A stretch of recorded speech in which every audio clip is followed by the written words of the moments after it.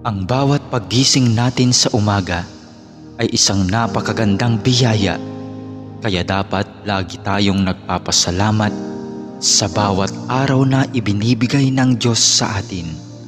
Kaya naman, manalangin tayo sa ngalan ng Ama na siyang lumikha ng langit at lupa. Amen. Ama naming makapangyarihan sa lahat, maraming salamat po sapagkat ginising mo ako ngayong umaga. Isang bagong araw na naman ang aking haharapin. At dahil dito, lubos-lubos ang aking pasasalamat. Sa unang mga sandali ng aking araw, nais kong mapuspos ng iyong biyaya at pagmamahal. Kaya narito ako upang makapiling ka sa panalangin. Bantayan mo ako at gawing ligtas sa buong maghapong ito. Ilayo mo ako at ang aking pamilya sa anumang masama. Maituon ko nawa ang aking pag-iisip, pananalita at asal tungo sa iyo. Nawa maging kalugod-lugod sa iyo ang lahat ng aking gagawin sa araw na ito.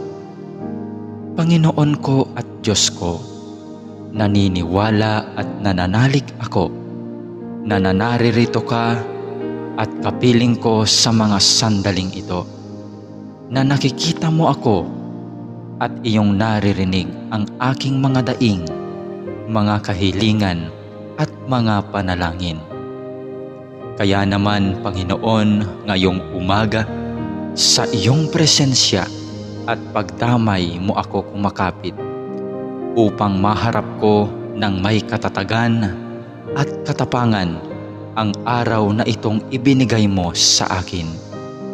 Mapagmahal na Panginoong Diyos, na nalaman kong mahal mo ako at binabantayan mo ako palagi.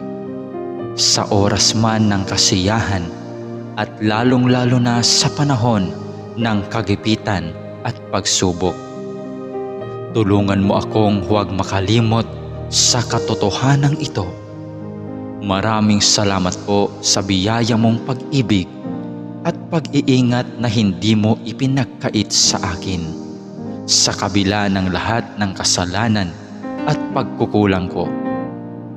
Puno ng pag-asa akong magpapatuloy sa araw na ito sa aking mga dapat gawin dahil na rin sa iyong pagtulong.